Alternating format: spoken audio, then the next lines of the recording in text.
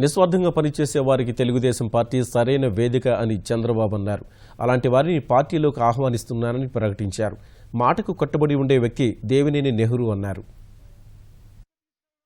రాజకీయంగా ఎవరైనా ప్రజలకు సేవ చేయాలనుకుంటే అలాంటి వ్యక్తులు ఉండవలసిన ఏకైక పార్టీ తెలుగుదేశం పార్టీ. అందుకు ముందుకు రమ్మని పిలిపించాను. చాలా మంది వచ్చారు. ఈరోజు దేవినేని నెహ్రూ గారు, దేవినేని అవినీష్ గారు, బుచ్చిబాబు గారు కూడా తెలుగుదేశం పార్టీలోకి చేరారు.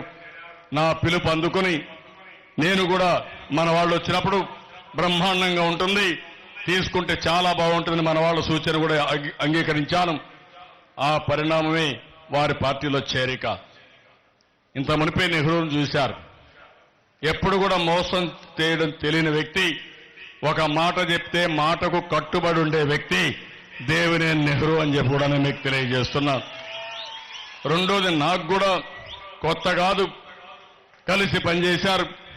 ఈరోజు నేను ఒకటే కోరుకుంటున్నా, జిల్లాలో ఎవరైతే నిజమైన నాయకులుండి నిస్వార్థంగా సమర్థవంతంగా ప్రజలకు సేవ చేయాలంటే వారందరికీ సరైన వేదిక తెలుగుదేశం పార్టీ. నేను కూడా ఆలోచించేది, ఏ వ్యక్తి అయినా సరే నేను కూడా ప్రజలకు సేవలు అందించాలనుకుంటే వారికి మనస్ఫూర్తిగా స్వాగతం పలుకుతున్నా.